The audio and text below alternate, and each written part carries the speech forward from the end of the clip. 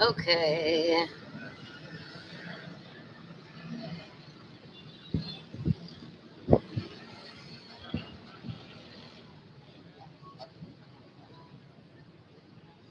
All right. All right, I'm a day behind, but it's okay because it's better late than never, better late than never, okay? All right, all right, all right. Back with AlleyHTseries, another lesson of information that you did not ask for.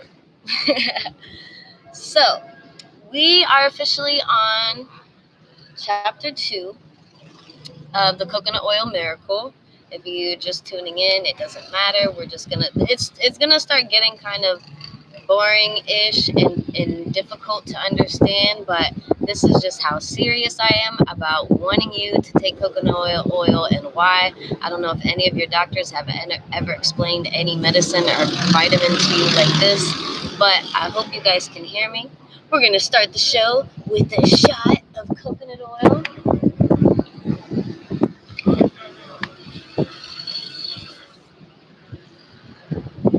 Oh, it just feels so weird. All right, I'm gonna get to it. Hopefully it's not too windy out here. It's really beautiful. Hold on. Let me show you guys.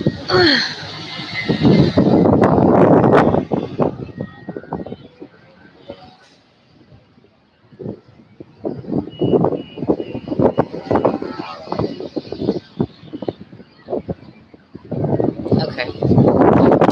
Some coconuts around in there. You didn't even know that. You didn't even know, but there are some coconuts in the background there. All right. So, chapter 2. The first chapter was about the truth about coconut oil. Now we're in chapter 2 of the Coconut Oil Miracle, Understanding Fats. In this chapter, I describe the differences between saturated and unsaturated fats and explain the reason why coconut oil is different from all the rest. Since the uniqueness of each oil depends on its chemical makeup, I am forced to describe the differences in chemical terms. Unfortunately, when chemistry is discussed, it is easy for those people who lack a scientific background to become confused. Please bear with me. I will make my explanation simple enough for the layperson to understand. If you get confused, that's okay. Skim through the material and go on to the end of the chapter.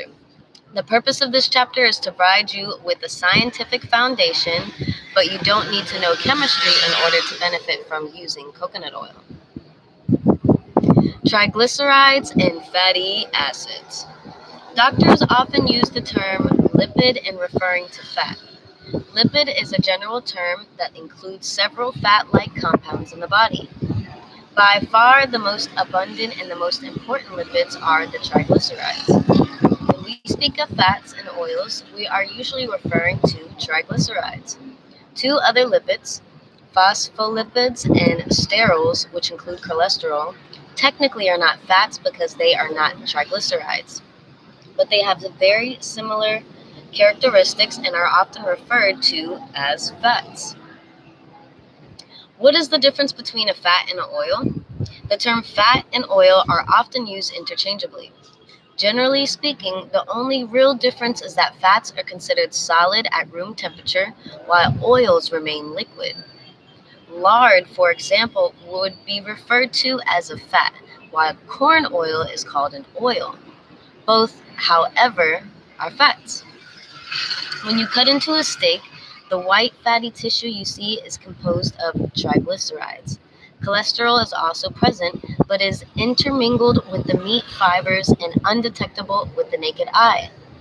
The fat that is a nuisance to us, the type that hangs onto our arms, looks like jelly on our thighs, and can make your stomach look like a spare tire, is composed of triglycerides. It is the triglycerides that make up of our body fat and the fat we see and eat in our foods. About 95% of the lipids in our diet, both from plant and animal sources, are triglycerides. Triglycerides are composed of individual fat molecules known as fatty acids. It takes 3 fatty acid molecules to make a single triglyceride molecule. Fatty acids are linked together by a single glycerol molecule. The glycerol molecule acts as a backbone, so to speak, for the triglyceride. I don't know if I'm saying that right. There are dozens of different types of fatty acids. Scientists have grouped these into three general categories: saturated, monosaturated, and polyunsaturated. Each category contains several members, so there are many types of saturated fats, just as there are many types of monosaturated and polysaturated fats. Each of the fatty acids, regardless of whether it's saturated or not, affects the body differently and exerts different influences on health. Therefore, one saturated fat may have adverse health effects, while another may promote better health. The same is true of monosaturated and polyunsaturated fats. For example, olive oil has been hailed as one of the good fats because those people who eat it in place of other oils have less heart disease. Olive oil is composed primarily of monosaturated fatty acids called oleic acid. However, not all monosaturated fats are healthy. Another monosaturated fatty acid, known as erucic acid, is extremely toxic to the heart, more so than perhaps any other fatty acid known. Billets and Grosh in 1999. I guess that's where that reference is from. The difference between the two chemically is very slight. Likewise, some polyunsaturated fatty acids can also cause problems. On the other hand, the saturated fatty acids that are found in coconut oil have no harmful effects and actually promote better health. So we cannot say one oil is bad because it's saturated, while another is good because it's monosaturated or polyunsaturated. It all depends on the type of fatty acid and not simply on its degree of saturation. No dietary oil is purely saturated or unsaturated. All natural fats and oils consist of a mixture of three classes of fatty acids. To say an oil is saturated or monosaturated is a gross oversimplification. Olive oil is often called monosaturated because it's predominantly monosaturated, but like all vegetable oils, it also contains some polyunsaturated and saturated fats as well. And there's a little chart. Let's see if I can show you guys. Let me see. I don't know if you're going to be able to. No. Let me see.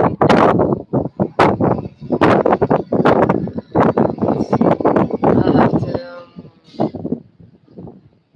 Well, I have a Facebook group that has. Oh, and Instagram. You can see it really well. That has like these photos and a bunch of links backing just different research. I'm just trying to see if what this guy's talking about is legit or not. See if I can see things backing up what he's saying. But I have a Facebook group that has a couple months of that on it. So if you really want to check it out, animal fats are generally the highest in saturated fat. Vegetable oils contain saturated fat as well as monosaturated and polyunsaturated fat. Most vegetable oils are high in polyunsaturated fats, the exception being palm and coconut oils, which are very high in saturated fat. Coconut oil contains as much as 92% saturated fat, more than any other fat, including beef fat and lard. There are many factors that contribute to the healthfulness of each type of fat: its saturation, the size of the carbon chain, and its susceptibility to peroxidation and free radical generation. Woo! So it's getting deep, all right? It is getting deep about that. Yeah, on YouTube, I can't show all these figures, but we'll figure something out. But I'm just trying to say, take some coconut oil every day. Take a tablespoon, 2 tablespoons, 3 tablespoons, 6 tablespoons. It's not going to hurt you, and you can just see for yourself. But every Thursday, I'm going to be breaking it down on why just the people who have this in their regular diet, why they have less health problems. So you already know, coconut oil, it should be cold pressed and unrefined. Make sure when it's cold, it's pure white, not a yellowy color, because it may have some other chemicals in it. And I've been using it as lotion for the past 6 years, and I really enjoy it. And I've been eating it when I feel bad. I should eat it all the time, but usually I just take it when I feel bad because I know it makes me feel better. And appreciate you tuning in. And I have another video to shoot, so like I said, if you are taking it or trying it, or you have any testimonies of, like on the coconut oil group, somebody posted how they've been having skin problems for a long time, and the coconut oil seemed to do the best job at getting rid of the inflammation in the skin. So it's pretty cool. So if you've been taking it and you notice something, let people know so we can encourage more people to take it. So welcome to AlleyHTseries. Acceptance is peace, God is love, and there's no man-made medicine, vaccine, or drug that's more powerful than time and love. Bye.